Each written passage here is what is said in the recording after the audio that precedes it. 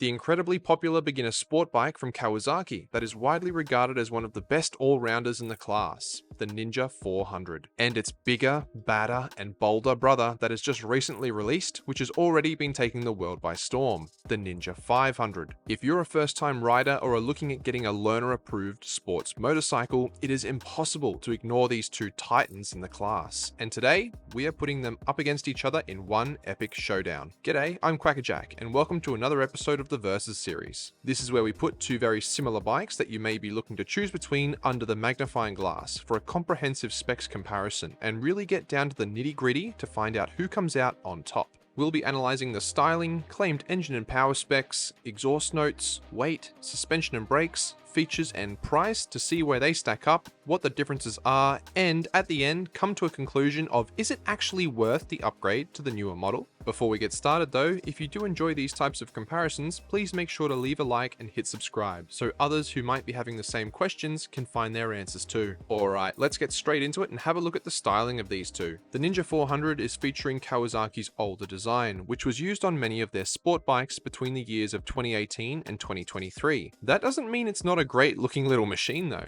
I personally own a 2019 model, and in my full review said that the sleek and stylish lines give it an aggressive stance on the road, and it can often be mistaken for a bigger bike than it actually is. I was a huge fan of the front end styling and its distinguishable front LEDs, but thought the stock exhaust, while clean, did leave a little to be desired. Well, the brand new and updated Ninja 500 has just come along, and it has now got the design language of the current generation of Kawasaki's super sports like the ZX6R. It's got a more furrowed and angrier look to it than the styling of the previous gen, and that road presence we just mentioned has been turned up a little more too. It is slightly larger in stature, which helps mimic the size and gravitas of those bigger Ninjas. The seat and rear cowl has also been redesigned to apparently allow for better sliding action when riding hard, and there is a larger front windscreen. I should also mention that there are now two versions, the Standard and the SE, which here in Australia comes with the beautiful 40th anniversary Kawasaki Green Racing Scheme paint. Another thing to note is that the 500 does come with a larger 150 size rear tyre compared to the 400's 140. Of course, who wins in this department will be a matter of opinion, and there is no clear victor. I think the newer 500 is the more aggressive and sporty looking bike, but that OG KRT trim of the 400 will always hold a special place in my heart.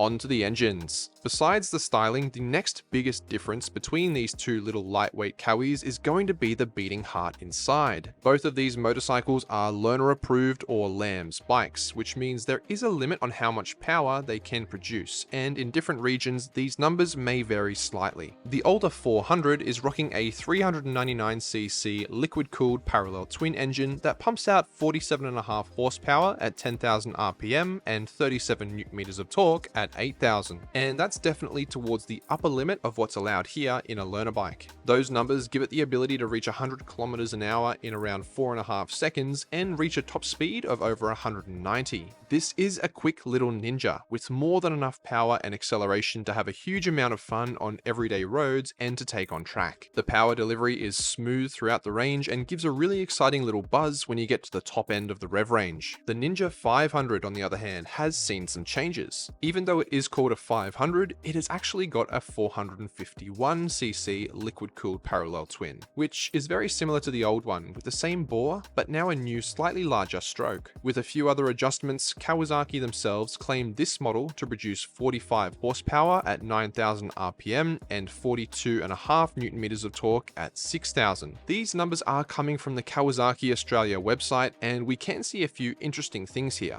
The first is that here in Oz, it seems the newer 500 actually produces slightly less overall horsepower than the older model. The peak power is also coming in quite a fair bit lower in the range too, with both horsepower and torque hitting their maxes a few thousand revs lower, and the red line going from 13,000 on the 400 to 11,700 on the 500. Now, in other areas, those numbers may vary, with the US version meant to be having 51 horses. But who wins? Well, the Ninja 500. Even though in Australia it will offer slightly less horsepower, you are going to be getting a torquier and faster responding motor, with the power being accessible further down in the range. Ultimately, the differences here are marginal but appreciable, and I expect the 500 to feel a bit faster. Now let's listen to the stock exhausts.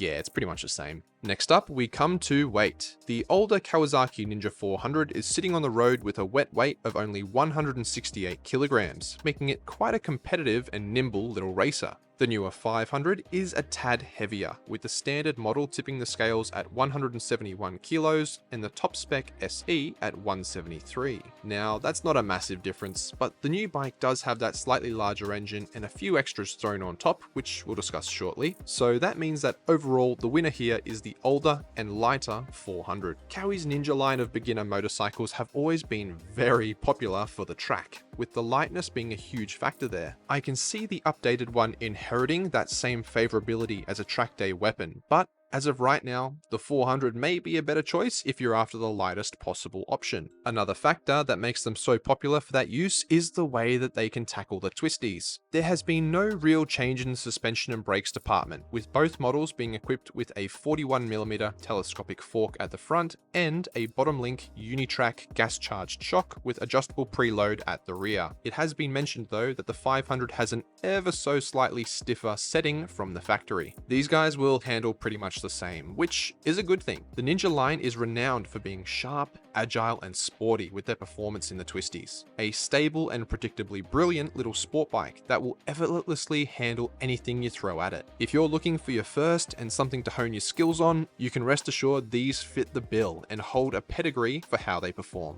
As for brakes, both will have the same single semi-floating 310mm pedal disc with balanced actuation dual piston calipers up front and single 220mm pedal disc with single piston caliper at the rear. And ABS comes with both as standard. They've also thankfully not messed with ergonomics on board either, with each placing you on a relatively low 785mm seat that has you in a slightly leaned forward position. The rider triangle is unchanged here, and if you're wondering if you yourself will fit, I already have a video on the channel going over it to help. On we move to the features, and this is going to be a place where we do see some substantial differences. On the older Ninja 400, the notable features that you get as standard are assistant slipper clutch, eco riding indicator, ABS, high tensile steel trellis frame, LED headlights, LCD display with analog tack, and the KRT trim that's available. It was never considered to be one that was packed full of extras, more a reliable, well-built, and well-performing option.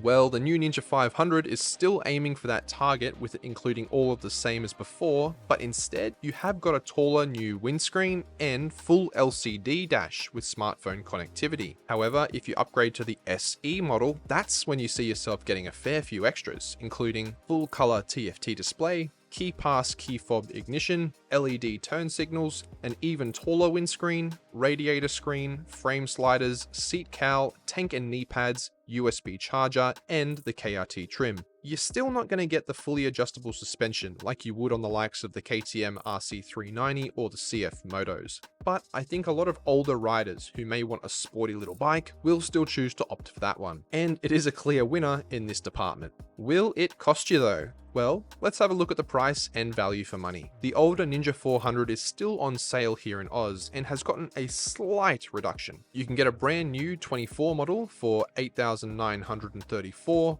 an older 23 KRT trim for $8,500, or a standard 23 model for $8,200. Of course, these guys have been around for a fair few years now, and there are some banging deals out there in the used market. The new Ninja 500 on the other hand has arrived at a price of $8,934 right away for the standard, and if you're after all of those extra goodies on the SE, it'll cost you $10,170. So the older 400 is cheaper, slightly. Being honest though, if you're after a brand new bike, the standard 500 is looking to be the best value overall. But let's answer the question once and for all. Who wins, and is the Ninja 500 worth the upgrade? Well, I think it depends, and it depends on who you are and what you're after. If you're a brand new youngster and are happy having a used bike, a used 400 will 100% be better value for money. It's almost the same with a fantastic engine and a great handling bike, and it's a few $1,000s less. If you're wanting to go new though,